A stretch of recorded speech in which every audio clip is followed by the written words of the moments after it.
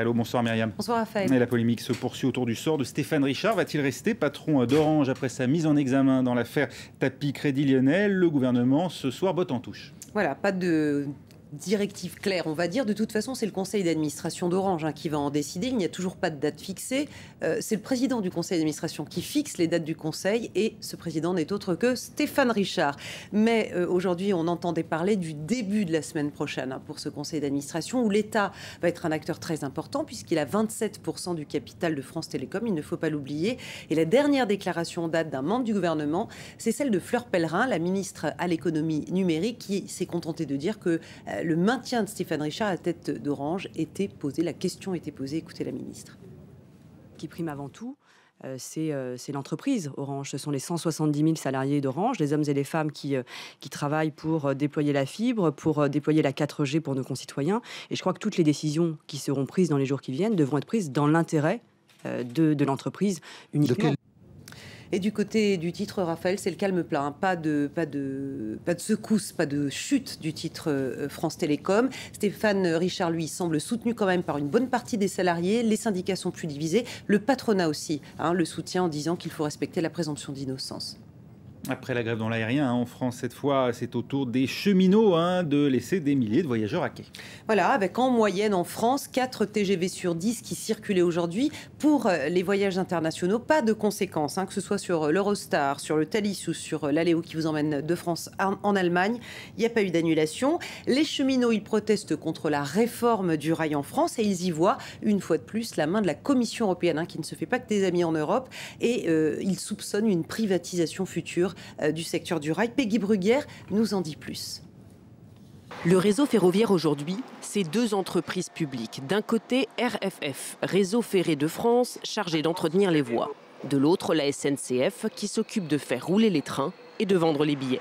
Afin de préparer la France à l'ouverture du marché en 2019, la réforme ferroviaire entend modifier cette organisation, surtout en alléger l'endettement estimé à 40 milliards d'euros.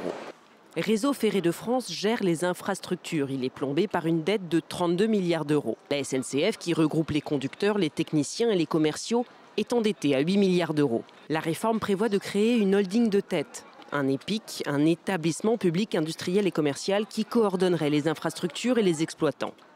Selon le gouvernement, cette réforme enrayerait l'endettement du secteur. Mais les grévistes, eux, y voient une porte ouverte à sa privatisation. On saucissonne, on découpe le service public et après, on vend les parties les plus rentables au privé. C'est ça qui est en train de se passer à la SNCF.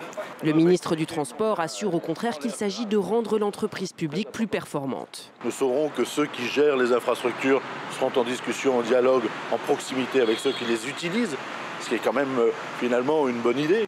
Les négociations doivent aboutir à un projet de loi cet été. L'objectif du gouvernement, préparer la SNCF à l'ouverture à la concurrence européenne, prévue pour 2019. En Grèce, c'est la fermeture brutale des chaînes de l'audiovisuel public qui est au cœur d'une grève générale dans le pays. Avec des milliers de personnes qui ont effectivement manifesté devant le siège de RT aujourd'hui dans la banlieue nord-est d'Athènes. Hier, le gouvernement, rappelez-vous, a coupé les antennes pour ceux qui n'auraient pas suivi cet épisode qui a beaucoup choqué en Grèce. Et c'est donc le chômage de fait pour les 2700 salariés du groupe.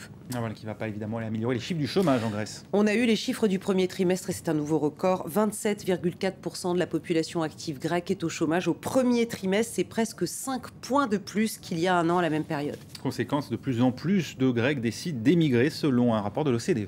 Effectivement, les Grecs, et d'ailleurs pas seulement eux, c'est beaucoup les pays d'Europe du Sud, leur nombre a doublé. Les candidats à l'émigration vers d'autres pays de l'Union européenne a doublé depuis 2007. Et si on prend par exemple l'Allemagne, qui est un pays qui accueille beaucoup d'émigrés du coup, le nombre de Grecs a augmenté de 73%, le nombre d'Espagnols et de Portugais de 50%, le nombre d'Italiens de 35%, ce qui pour ces pays d'Europe du Sud est assez catastrophique. Il y a beaucoup de jeunes, il y a beaucoup de gens qualifiés qui partent. En revanche, pour l'Allemagne, c'est une bonne affaire parce que l'Allemagne est une population vieillissante, donc ça rafraîchit, on va dire, sa pyramide des âges.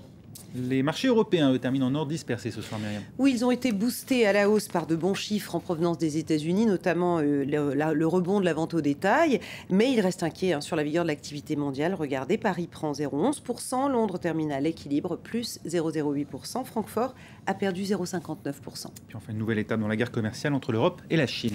Avec Bruxelles qui dépose plainte face à l'OMC, l'Organisation mondiale du commerce. Elle riposte en fait l'Europe à la taxation par les Chinois des tubes d'acier acier inoxydable sans soudure, voilà qui est précis, en provenance de l'Europe. Évidemment, l'Europe n'est pas contente, c'est pas bon pour sa sidérurgie, dont on a vu par exemple avec ArcelorMittal qu'elle est en crise, qu'elle ferme, qu'elle délocalise.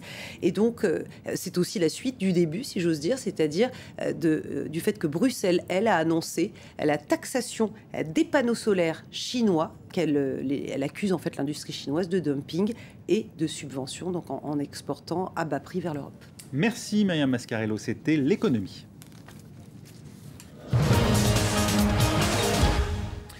Ne bougez pas, on se retrouve dans un instant. La mobilisation continue en Turquie, au cœur même d'Istanbul, ce fameux parc Gezi qui est devenu un enjeu depuis 15 jours maintenant, alors que le Premier ministre menace d'une intervention imminente. On en reparle juste après la météo.